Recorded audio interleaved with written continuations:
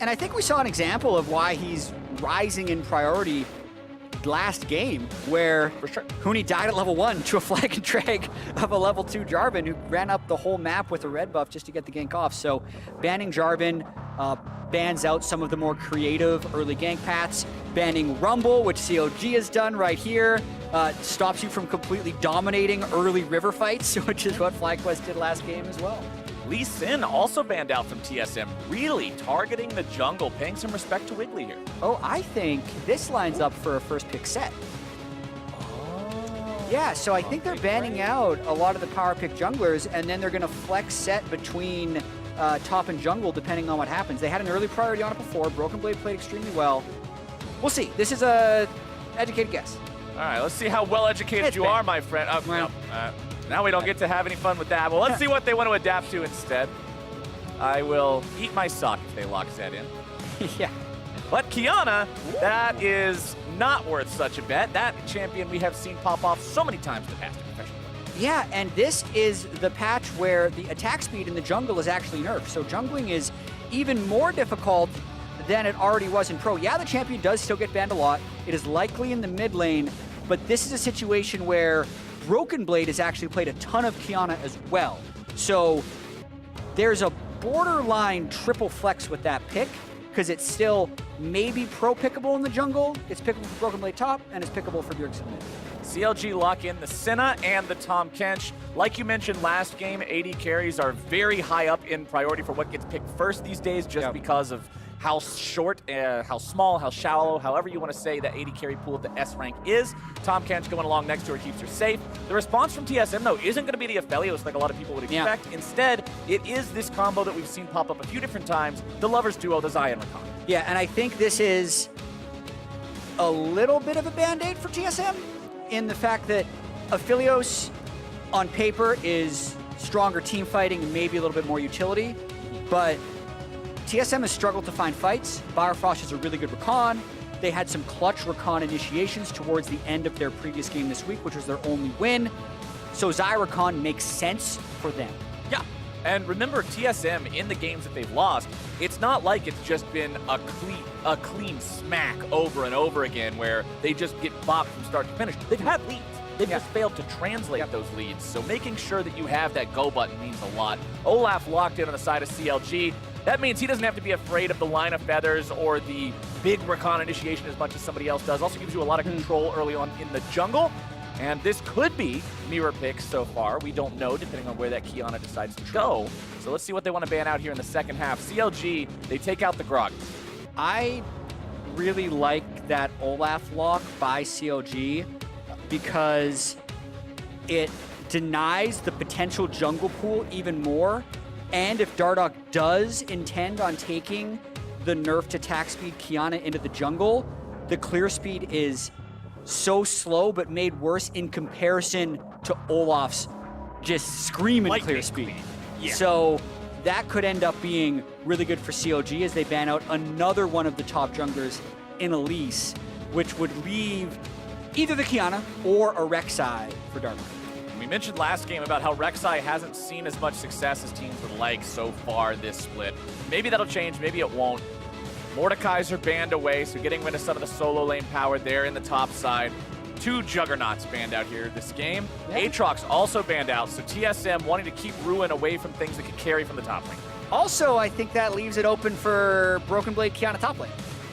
As we talked about it before, those could be 2 matchups they're not wanting to play against. So a lot really still undecided in this CLG TSM draft. CLG needs to start with their solo laners here, and the LeBlanc pick is actually quite promising.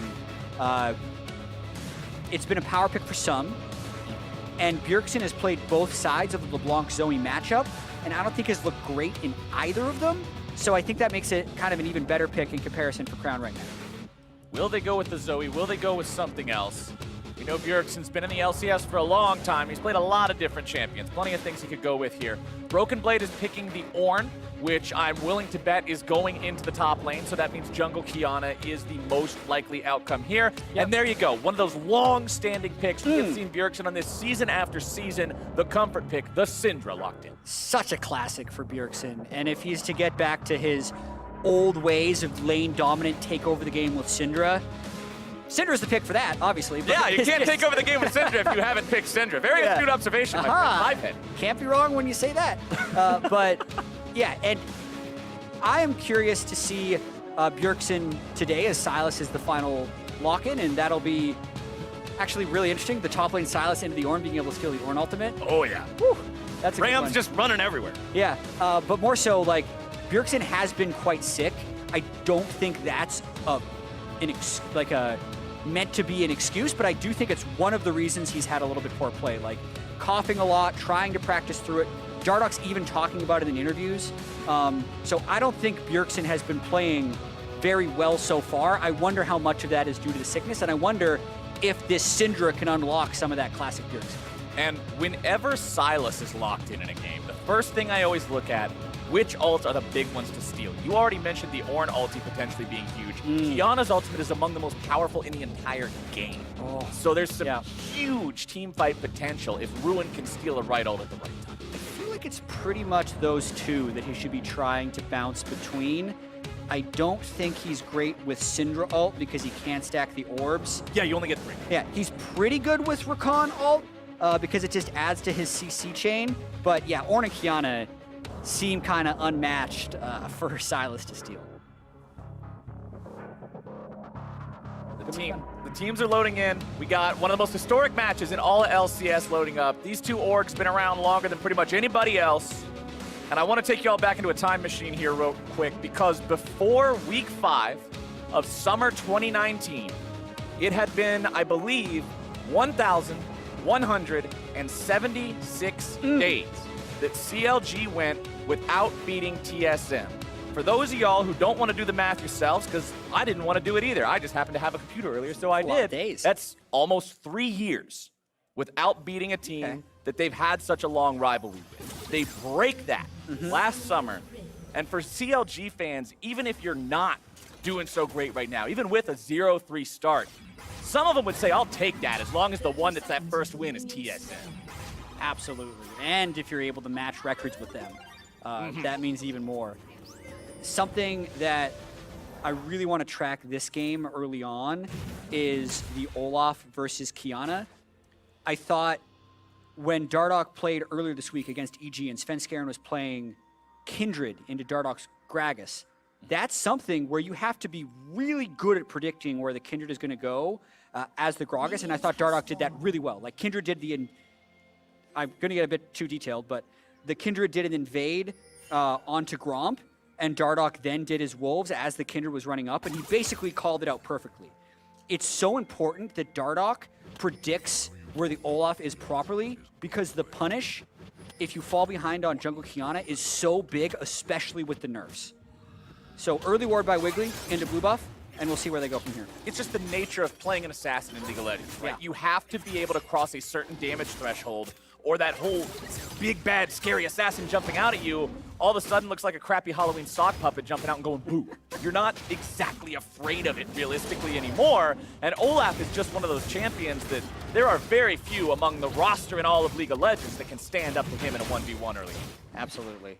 And Wiggily, you're just going to see how quickly he power clears. Like, already done 2 of the most high XP camps in the game. Will be level 3. Like, just all right. Just compare. Like, Dardoch is actually still on Raptors, just finished. Wiggily just finished his 3rd camp. So already 2 minutes, 15 seconds into the game, Wiggily is a camp up on Dardoch. But look at the pings coming out from the side of and TSM. They saw that board. CLG is tracking him. They see where Dardoch just was, but you saw the pings on the Gromp and the Wolf, and then the exclamation point ping on the red saying, hey, we expect that he's right here right now. We're expecting him to be on red. This is where you don't want to be. Exactly. So that's the sideshow that's going on in comms, trying to track where Wiggly's going to be early. Wiggily missed his axe, though. Unlucky. Yep. That actually... You don't lose a whole lot. I hurts. mean, he's got blue, so it's not like he didn't have enough mana to Look at this. recast They're it, but invading a low health Olaf. Bjergsen and Dardoch could go after something here. They won't. They're trying to catch him at Krug. So a lot of times Olaf will be trying to finish his full clear for level 4, and TSM's on it. They have discovered Wiggily. They've chased him away from the Krugs, but they won't get much else here just yet. Instead, may look to set up a 3-man dive here onto Ruin, but considering Wiggily is right there, it's way too risky at only level 3. Dan, that was a little odd. So if we're thinking about timings, Wiggily missing his axe on red delayed his start of Krugs, which actually might have saved his life in like the worst way possible. Like that's just it's one of those plays that you describe as so bronze it's challenger, because it seems like just a mistake, but then it's not. And it ends up resulting in a state where we have 0 kills to 0 kills, 3.5 minutes in. TSM tried to make a move, they didn't get it. We are paused. I will update you all as soon as we know exactly what the reason for that is. But yeah, Wiggily stays alive. He's happy about it. As you mentioned, Olaf, part of the reason he has that lightning fast clear is allowing himself to stay low HP in the jungle. And while people do respect him as this incredible early game duelist, if you find him instead of him finding you, sometimes you can get that early game, almost cheesy feeling kill. Yeah, absolutely. They went for it. They were unable to get it. That will end up putting TSM in a disadvantageous situation. The pause is on the CLG side. We are currently investigating where that happens because I'm pulling up the gold right now, and Wiggily is 250 gold ahead of Dardoch. It's basically like a minion wave or 2 camps worth, because he cleared 6. Dardoch cleared 3+ scuttle. So 4 camps to 6. And he still hasn't recalled yet. So you're seeing like that.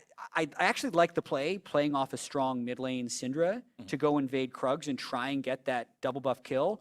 When that doesn't work, that means Bjergsen didn't use his mid pressure for anything necessarily. And Dardoch was basically spent a bunch of time not farming to go for something. So really small stuff, only 3 minutes, 44 seconds in, but that's what we've seen so far. Right. It's small things, but you're generally not going to have something massive to talk about in the first 3 minutes of the game unless somebody makes a really crazy play, which that TSM move had the potential to be.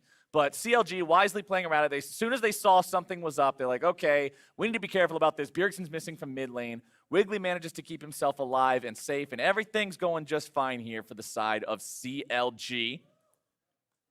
No update yet as to where the pause is, what's going on. We'll see here in just a moment, hopefully. Yeah, and let's set the stage a bit for what's going to happen later in this game, because we know in week 1, TSM was 0-2, but they had the best gold difference at 15 of all teams in the LCS. It was plus 1,900. I think a lot of that is because of how well Dardoch was doing stuff in the early game, right? He had those 2 exceptional ganks on double lift at the start of their TL game. Yeah, their first game against Immortals as well. They were able to get the bot lane going. Kobbe had a pretty successful Senna game, all things considered. But around the mid game, all of their CS just got outpaced by the other team. They were either overgrouping and not finding stuff, or they weren't pressuring the map adequately as a team. So the big improvement steps for TSM kind of as they go forward is like, hey, let's find ways to successfully wield these leads in the mid game. And talking about what TSM needs to do, I want to also look at CLG, because Smoothie is the player that we heard from coming into this game, talking about what he thinks Biofrost's weaknesses and strengths are as a player and how Biofrost doesn't play for the team as much as Smoothie does. And Smoothie's someone who I'm going to be watching particularly close here this game. I was just talking about the unfortunate ganks on double lift, and he doesn't like being... yeah, he's just... Hi, Peter. It's a cameo. There you go. Yeah. Easy. But with Smoothie, he was one of the ones who had a lot of unforced errors in their game earlier this week. Yeah. Remember when Ruin gets caught out topside, he ends up giving away a second kill for free. He's actually the pick in his own side of the jungle that results in them being able to win the game, and them ultimately losing the game, their opponents being able to win later on in the same match. So Smoothie, in particular, especially after saying you're out for TSM blood before this game, I want to see him really tighten his play up once we get into that mid and late game phase. Yeah, and both of these teams have struggled in the mid and late game. They just struggled in different ways, right? TSM has been unable to find the correct play. CLG has been actively making the wrong play, which puts themselves in that negative position. So I'm kind of fascinated to see how this one plays out. because CLG has the right idea, like they should be trying to force things with these leads. They've just been so uncoordinated in doing so. The early laning phase for CLG has actually been one of their stronger points, where they have been individually playing pretty well, just haven't been able to translate that at all. Wiggily with hitting bait. You can see here Olaf doing what Olaf does best, walking up to the opposing jungler and saying, this is mine now, you gotta go home. And there's not a whole lot Dardoch is able to do about it. So Wiggily will steal away some of that money there. 31-25 in the jungle CS count. First Drake spawning here in 3 seconds. We may see some attention paid to that one. Yep. And it does look like Wiggily is going to start it up. That's a very early first Drake. Yeah, right at 5 minutes, but you can see where everything is set up. They have a deep control ward. They have mid lane pushed in. Remember, Bjergsen did that early roam, so he gave up mid priority. Bottom lane with Senna Kench has been pushing in as well. So really easy for Wiggily to pick that up. We've been seeing most first Drakes go down around 6 to 7 minutes when a team wants to pursue them early, but on spawn is a whole nother level here for Counter Logic Gaming. And Wiggily will go right back into farming. As soon as the camps are up, he's able to just mow them right back down. Bjergsen and Crown, nobody really having too much action here just yet in the mid lane. And bottom side, Stixxay and Smoothie are the ones with lane control right now, so you'll see them pushing up, having their opponents underneath the turret. Smoothie feeling confident walking up there, not too afraid of Biofrost and Kobbe trying to force anything onto him. They've got the minion wave.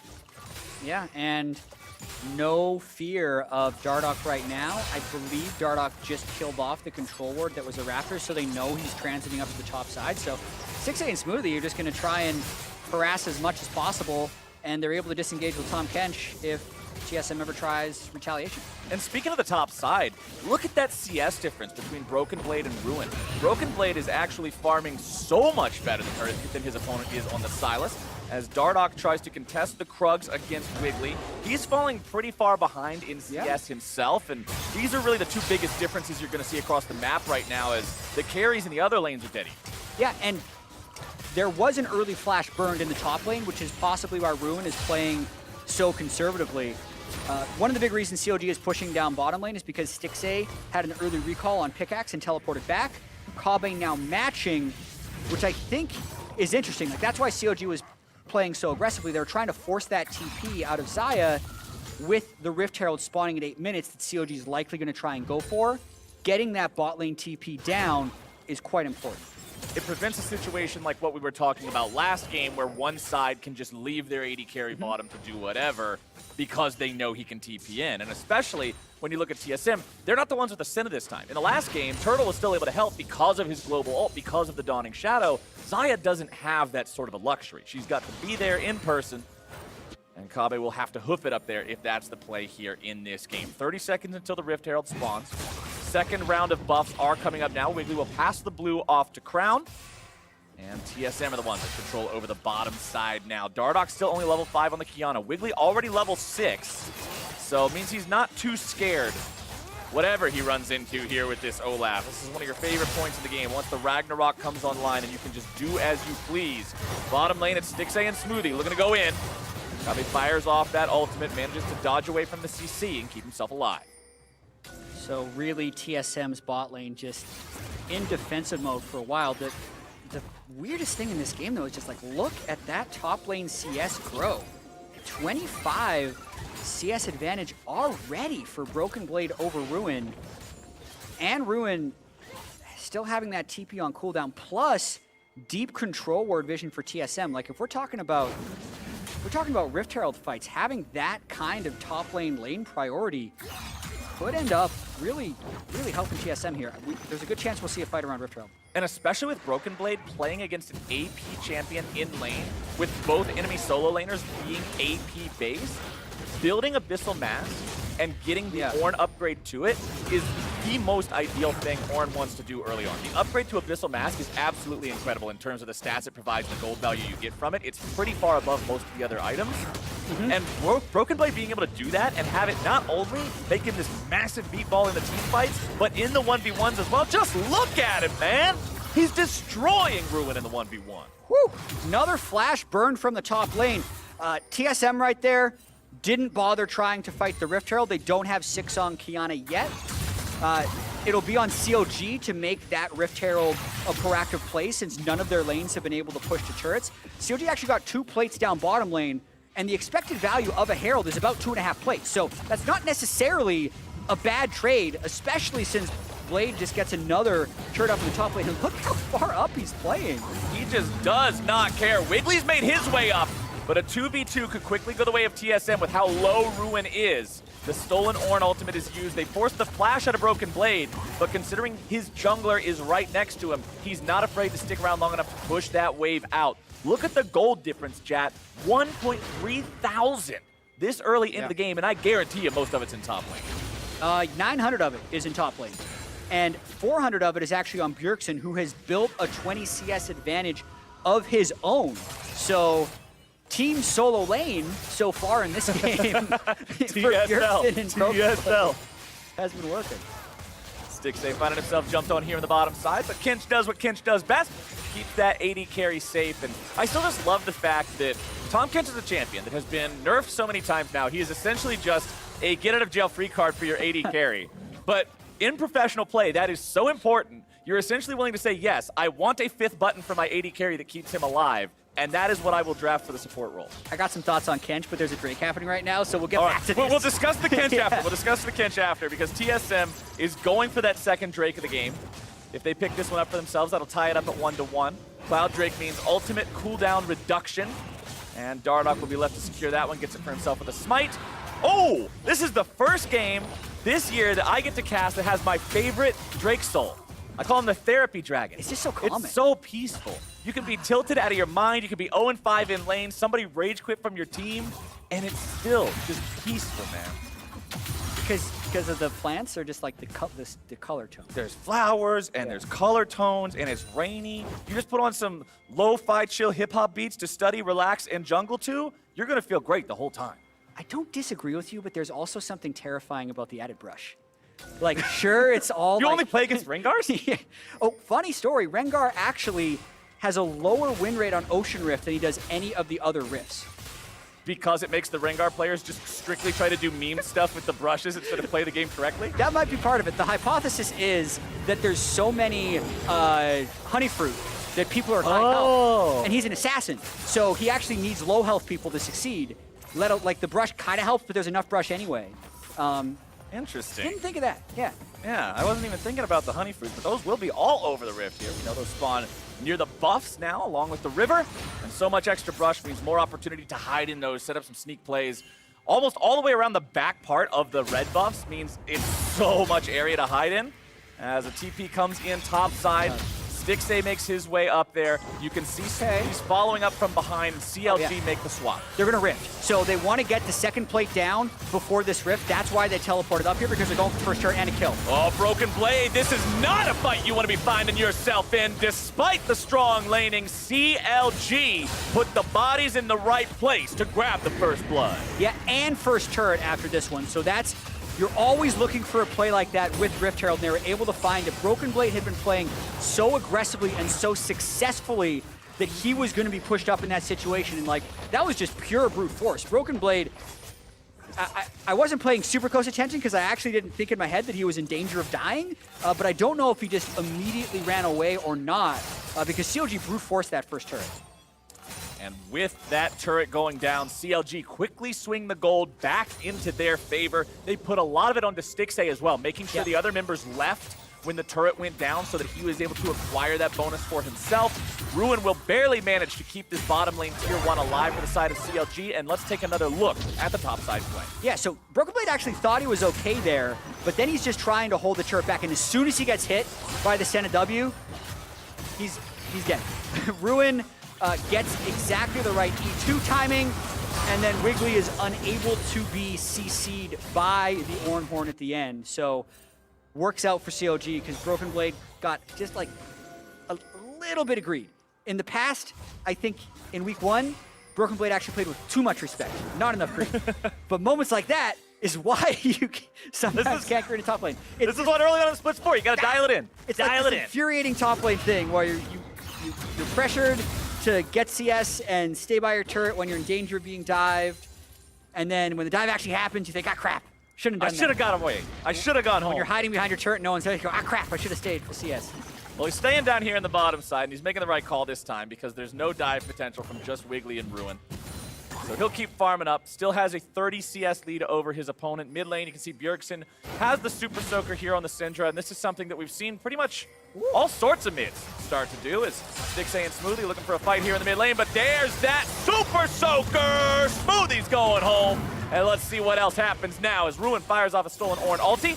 Not going to get much else with it, but that is one kill to TSM. Yeah, at the very start of that play, Smoothie and Stixxay actually did a nice little sidestep on one of Biofrost's W's, but in doing the sidestep, Smoothie extended a little bit closer to the mid-turret, and the rest of TSM has run for him. Now, they want more. Now the real Ornn is summoned, but Stixxay manages to get himself to safety before it ever makes the connect, so that means CLG are able to stave off that play and keep himself quiet. Yeah, missed engagement there. Not going to have that Ornn ultimate for the Drake fight. Invade on blue buff, though. Crown getting a little bit of damage onto Bjergsen, but Bjergsen manages to use the blast cone to escape the chain in a way that even though it procs, he spins most of the route in the air from the blast cone, so he buffers it really well. Yeah, Dardoch and Dardoch and Broken Blade have spent a lot of time together this game, threatening dives with like a nice CC chain, but they've actually gotten very few kills out of it. So in that situation, Dardoch was actually preemptively camping that bottom lane turret to shadow Broken Blade, but no one was there because Ruin had already gone top lane. So game's at an interesting inflection point right now with that Ocean Drake being up and Ruin having a teleport. COD doesn't have mid lane push. They could try and brute force Ocean contest, but it looks like they're going to defend. CLG also has the second Rift Herald of the game. It has been summoned in the mid lane to take down the tier 1 turret. CLG wanting to trade those objectives, say, all right, you take the Drake, we'll get this. Is Shelly going to be enough along with Stixxay to take it down? Senna pretty slow at taking down objectives compared to most other AD carries because of her incredibly limited attack speed. And TSM will manage to keep that mid lane turret alive. We're 16 minutes into the game. You don't get plate money for that, so Shelly doesn't get much done. Yeah, if you don't actually get the turret, probably not worth the time investment that was put in there by Wiggily. You would have rather have Wiggily down there posturing for Drake control because now TSM is one closer to Soul Point. Can we talk about Tahm Kench now? Yeah, let's talk about Tahm Kench. We got a breather. I've been waiting for this moment. So, all right, let's hear it. You mentioned, and this isn't Menace Flame, but it's a champion that's only been nerfed. I disagree. Okay. Because he was at like a 40% win rate, but he had so much like niche protection power that he was unplayable in solo, like completely unplayable. His protection power, while still powerful, has been nerfed substantially. You don't move full speed with an ally in your belly anymore. You can't flash with someone in your belly anymore. And then he's been actually buffed in other ways, like how tanky he can be, how far his ultimate can go at rank 2. That's been buffed as well for the global power. So yeah, I'm fully on the like, I hate Kench train, but he actually has been buffed. He's been buffed a few times. All right, we got to make sure we're being kept honest here as TSM goes for a dive in the mid lane, and that's a nice two-man knockup. Biofrost starts it off, but Dardoch, he's going to make sure he tries to use the supreme display of talent. It's one dead on the side of CLG, make it two. Dardoch's doing the work, but he's taken down by Stixxay. It's a 2-for-2 trade as TSM hold their position here in the mid lane, crown back over the wall, and everybody walks away. And Kobbe was free-firing in that team fight. Likely did the most damage on the team. That's the guy I'm going to be having my eyes on, whether or not he can avoid LeBlanc assassinations throughout the game, because he would be in a position to carry this one. Very back-and-forth fight in there, but Kobbe also flashed aggressively forward again. So let's watch this fight one more time. Turret's about to fall, and LeBlanc had just shown top lane, so TSM says, hey, let's get it done. The Qiyana ult into the Ornn ult, but a brief reprieve as Smoothie gets the Devour, and then just like, watch Kobbe here trying to go for this extra kill, knows the Devour is down, but Stixxay does counter flash away as he plays very aggressively. Back-to-back supreme displays of talent there as Ruin also so confusing. Stole Dardoch. It turns the entire team fight into just absolute madness. And it's only going to get more so as the game continues forward and we see those cooldowns go down.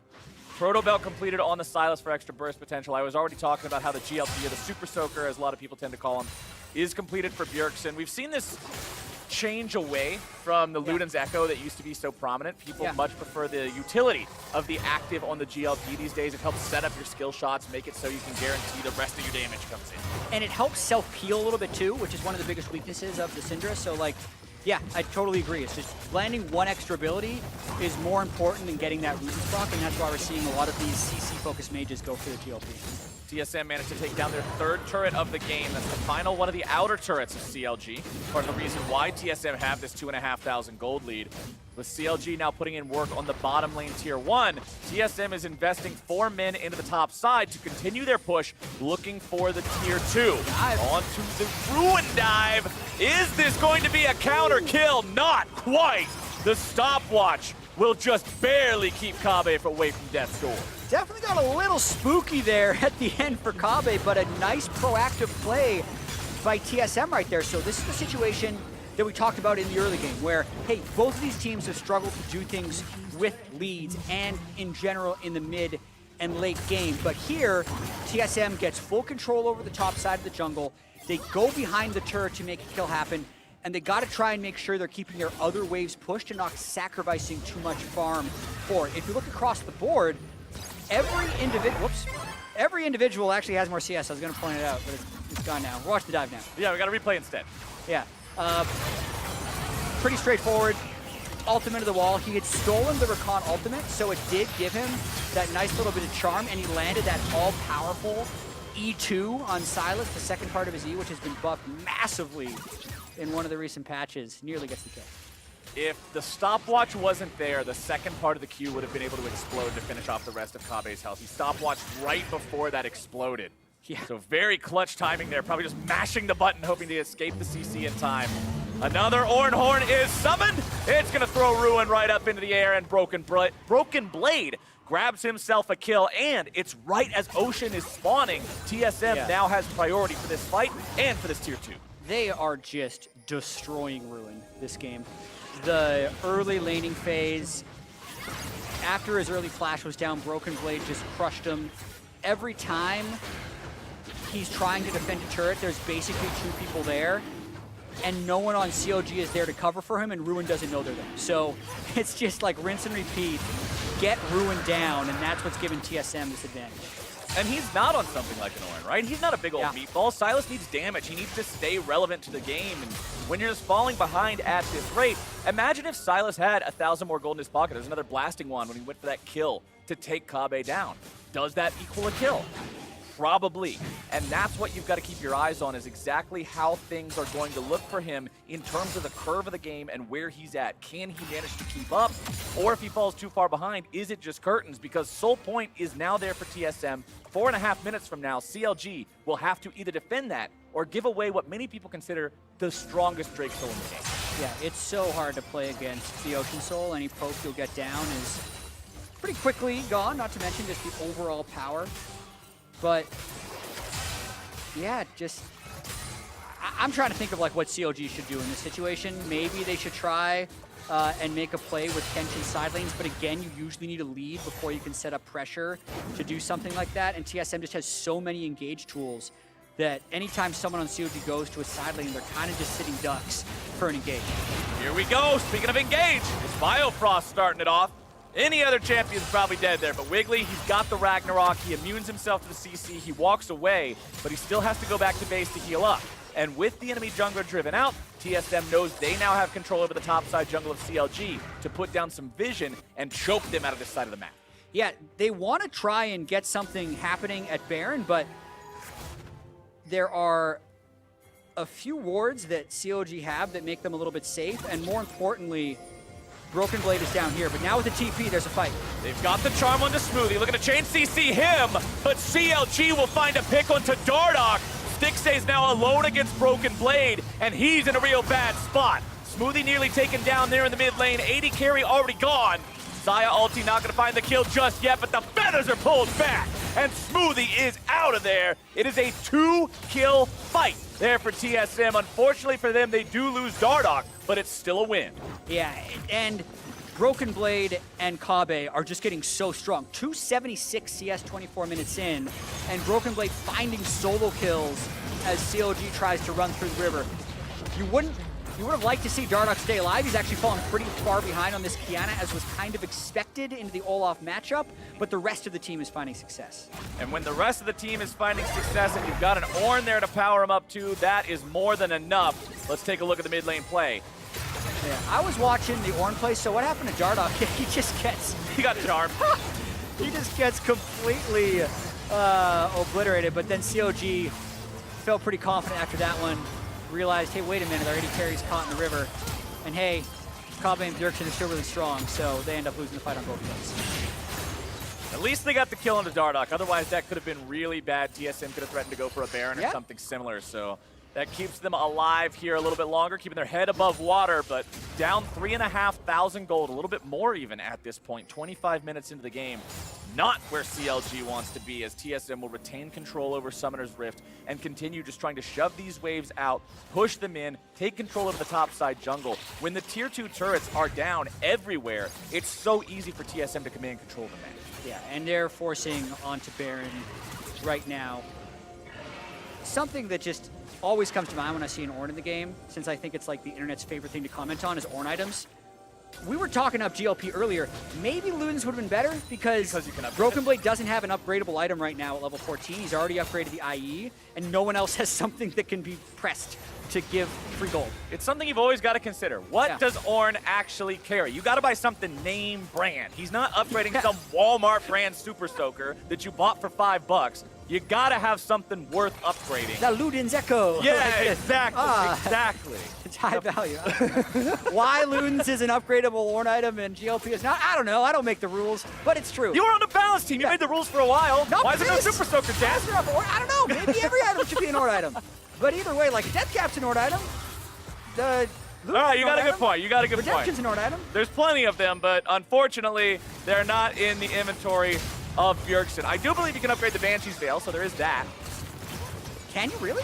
I'm pretty sure you God, can upgrade it. I really should know this. There's only like a few of them. Biofrost is now finding himself in a bad spot. There's the damage, there's the kill. It's Baron to the side of TSM, but they've lost one already.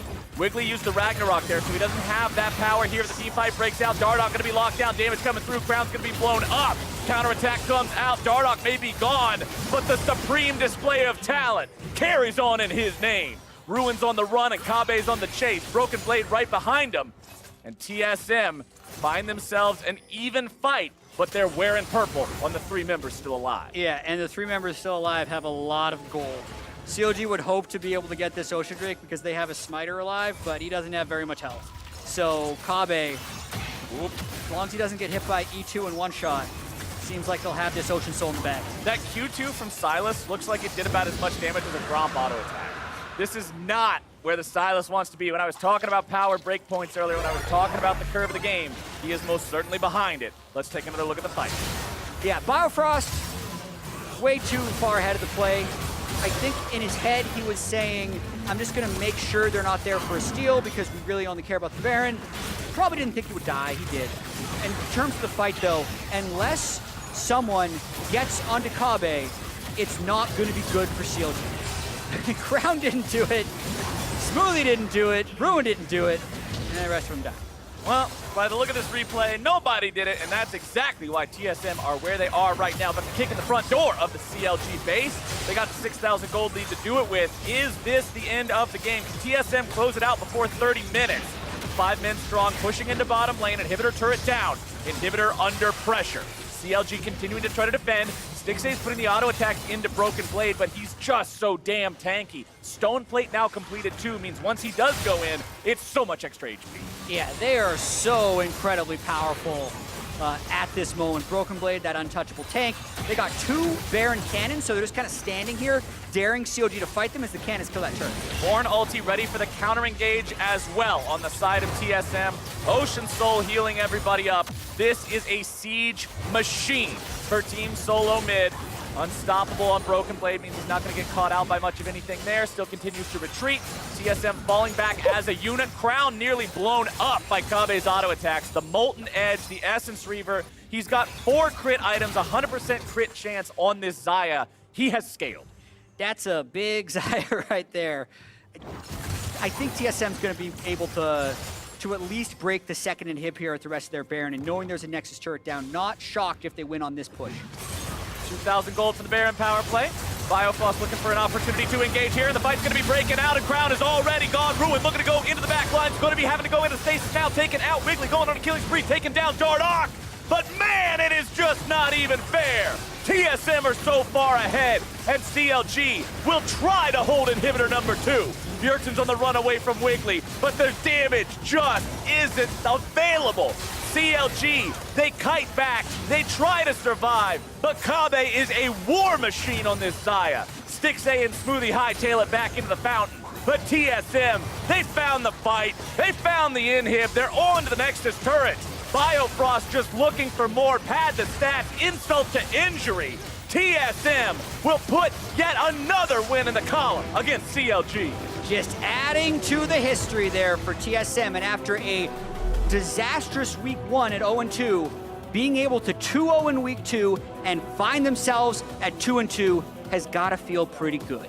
And to fix it up and have this game end around that 30-minute mark. 30 minutes and 3 seconds. I said, could they end it before 30 minutes?